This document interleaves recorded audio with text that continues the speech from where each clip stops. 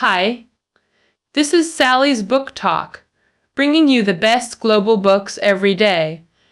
Today we're exploring capturing children's sensitive periods. Have you heard the term terrible twos? It refers to toddlers suddenly becoming rebellious around age 2, testing every family member's patience. But does it get better after 2? Not really. Then comes horrible 3 and bearable 4. Meaning turbulent 3s and challenging 4s. This leaves parents anxious, confused about their child's stubbornness and how to respond. Should we spank them? That only temporarily suppresses behavior, but leniency risks spoiling them. What's the solution? Today's book helps parents understand children's developmental phases for better guidance.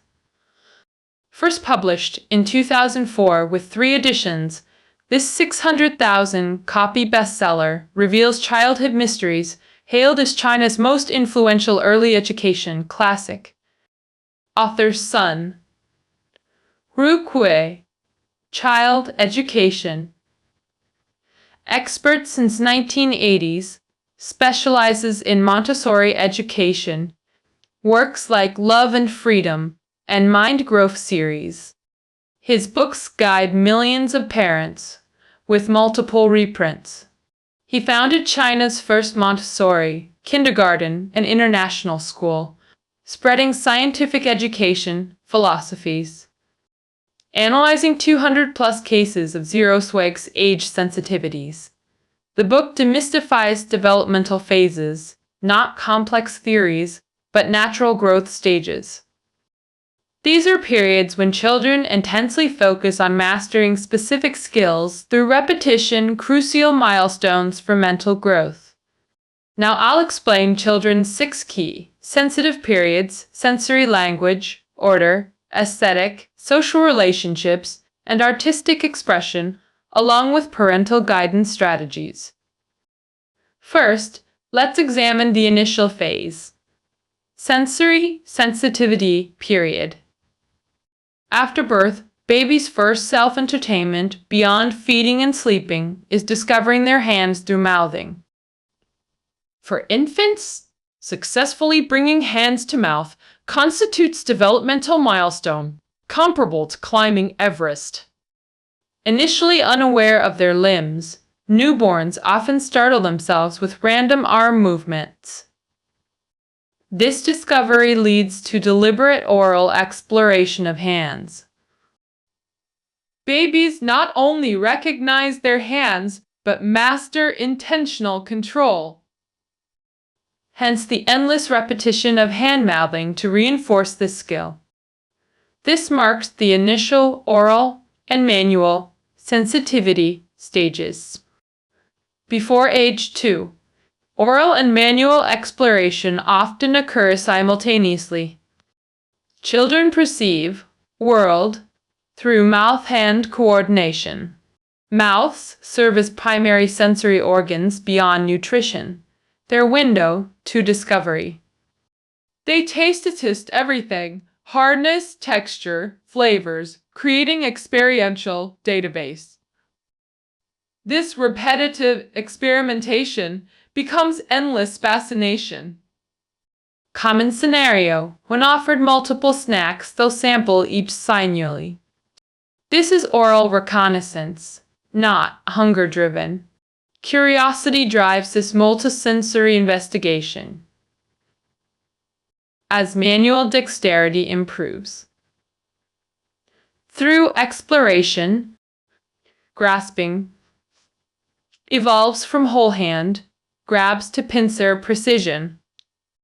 Enhanced tactile exploration gradually replaces oral fixation. Oral sensitivity typically emerges around 6 months and fades by age 2, while manual skills keep developing. Like helping insert straws into bottles, capping pens, or using spoons, mastering increasingly complex fine motor skills. During oral hand sensitivity phases, parents often worry about germs or choking hazards, frequently stopping exploration. When children want to sample multiple foods simultaneously, parents might see this as wasteful rather than exploratory. Such restrictions disrupt development. Unmet oral needs may lead to thumb sucking or food fixation later. Poor manual development could result in lifelong challenges with chopsticks or crafts. So, what should parents do? Children explore through mouthing and handling, provide safe environments for discovery. Offer varied, safe objects for exploration. Secure hazardous items like coins or pills. This concludes the first sensitivity period in infant sensory development. Occurring 0 years. Children perceive world through oral, manual exploration. Parents should provide abundant safe materials for tactile learning. While mouthing objects, infants also listen intently. Around 7 months, intentional speech begins marking language sensitivity. Now we discuss the second critical period. Language acquisition. Language develops through contextual pairing. When mother says milk time while feeding, baby connects word and action. Sleep time said before dimming lights teaches bedtime association. As they grow, children initiate verbal exchanges, calling mom and receiving responses. Through this call-response pattern, children absorb language nuances, like sponges, including tones and gestures. They gradually discover language's powersome phrases, make adults laugh heartily. Other words trigger adult anger. Children competently test reactions, especially with swear words. When children say "I hate you" or "Mommy's mean," it's not preference, they're studying emotional cause-effect. Watching adults' dramatic reactions becomes a fascinating game, especially when they're the instigators. Neutral responses make children lose interest quickly. When children curse, parents' best response is deliberate ignorance. Overemphasis on forbidden language often backfires, fueling rebellion. Without engagement, children shift focus to ambiguous phrases. Example: Chen Chen enjoys smashing tomatoes with his toy hammer. When mom says, "You smashed the tomato," he laughs, hammer spine. This word play, smashed, meaning both destroyed tomato and broken tool, delights him. Chen Cheng revels in newly discovered verbal humor. Language development thrives on imitation. Parental speech patterns shape children profoundly. If parents say "it's okay" after falls, children adopt this self-comfort. Hearing "so frustrating" frequently, children mirror this expression during setbacks. Children absorb language through daily modeling, not formal instruction. The magical Y phase marks logical development. Children establishing causal relationships. Asking why signifies emerging critical thinking and curiosity. Around age 5, complex abstract terms captivate children's attention. Hearing "they lived happily ever after," they'll question, "What's happiness?" When hearing about mermaids weeping sadly, seeing princes dance, they'll ask, "What's sadness?" Parents' precise explanations help children internalize vocabulary into linguistic and cultural understanding. Children mastering language sensitivity show rich vocabulary and expressive clarity. This foundation significantly benefits future literacy development. How should parents nurture language sensitivity? During early speech development, constantly describe surroundings and engage children as conversational partners. This creates language-rich environments for natural absorption. Parents must model positive language patterns consciously. Treat children's questions seriously, fostering equal dialogue. Encourage self-discovery through picture books and problem solving. This concludes the second critical period. Language sensitivity, spanning from first words to around age 5. This phase sees rapid linguistic growth through imitation. Parental role modeling remains crucial throughout. By age 2, children master mobility, communication, and manual dexterity. With basic environmental understanding established, they develop internal rules entering order of sensitivity period. Now we examine the third critical phase, order sensitivity. Human biology relies on ordered systems circulatory, digestive, etc. These systems form cohesive organisms. Order manifests as internal and external types. Internal order, psychological, cognitive, and spiritual processes. External order, environmental rules, both cultural norms and family-specific guidelines. Examples include hand washing before meals or screen time limits. Children constantly reconcile internal-external orders, strengthening cognitive development. Internal cognitive processes drive children to absorb external knowledge until achieving order equilibrium. Order sensitivity peaks around age 2 as children intensely focus on establishing systems. Sunroque categorizes order sensitivity into 3 developmental phases. Phase 1. Distress over disrupted routines. Phase 2. Assertive no to preserve order. Phase 3. Stubborn insistence on specific sequences. Case study. 2-year-old Cheng Cheng insists on self-dressing and pressing elevator buttons daily. Sunday morning meltdown occurs when someone else pressed the button.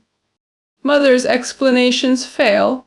Cheng Cheng refuses to exit elevator.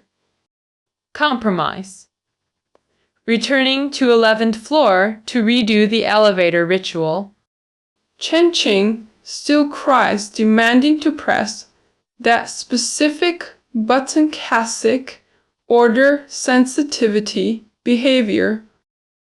Initial distress stems from disrupted button pressing routine. Refusal to exit reflects determination to restore order. Even recreated ritual fails to satisfy demands exact historical repetition. Parents often feel frustrated by this seemingly irrational stubbornness. Sanroku advises slowing down and consulting children before actions. Preemptive strategy. Ask Cheng Cheng's preference when seeing occupied elevator. Alternative solution. Wait for next elevator to fulfill ritual. When unavoidable, allow emotional release rather than punishment. Post-meltdown guidance. Calmly explain future opportunities after emotional storm. Established order leads to rules-herring behavior. Example, Chen Chen enforces toy cleanup rule aggressively with pure Quichi. Mother guides Cheng Cheng to assist, rather than snatch toys from Quichi. Chen Cheng internalizes cleanup rule as universal requirement. Maintaining order, awareness, and environmental consistency proves crucial. Parental strategies. Clearly explain rules like toy organization and queuing. Secondly, create structured environments ensuring rule compliance. Letting crying children cut slide lines damages others. Understanding of order. Using authority over rules long-term makes children fear power rather than respect order. Orderly environments help internalize structure into lifelong habits. Order sensitivity begins at birth, peaks at 2, and lasts until 5. Children demand strict routines during this for set disruptions cause meltdowns. Establishing proper rules now fosters future social compliance. After order phase comes perfection, seeking aesthetic sensitivity. Case: 2-year-old Tiantian loves want rice crackers. During picnic, crushed crackers triggered tears. Despite mom's assurance, she refused until dad bought new package. This demonstrates aesthetic sensitivity. Crushed food equals imperfection. Tiantian associates intact crackers with visual perfection. Senrikue notes children link physical wholeness with beauty. Flawless apples, biggest strawberries. Children believe imperfect food harms bodies. Psychological contamination fear. Perfectionism expands, discarding misdrawn pictures, rejecting soiled books.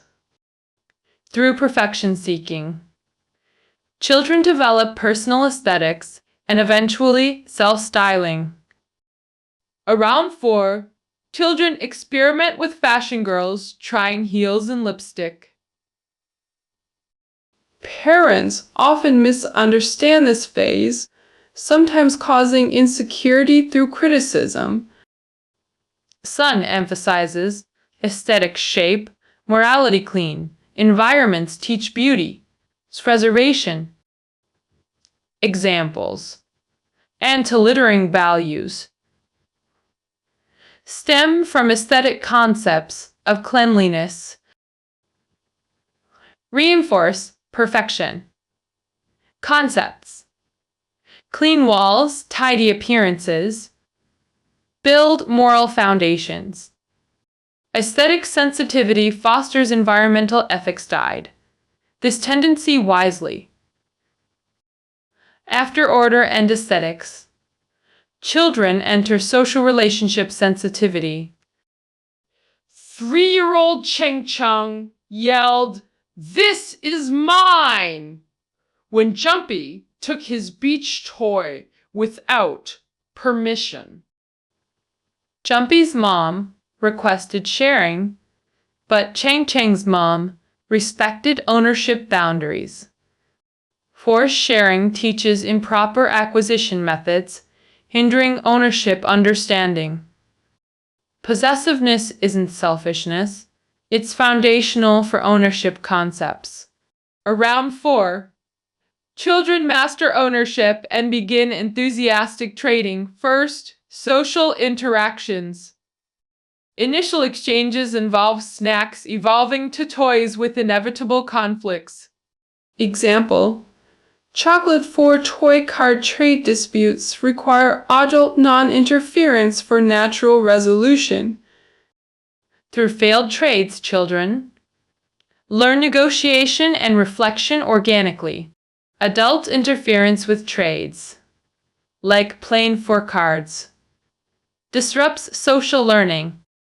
Around 5, preference-based friend groups form with emotional dependencies. Children often interpret close friendships as marriage normal developmental phase. Swangswan's marriage proposal rejection led to new friendship-guided emotional processing. Mother taught Rejection doesn't define worth. Lesson applicable through adulthood.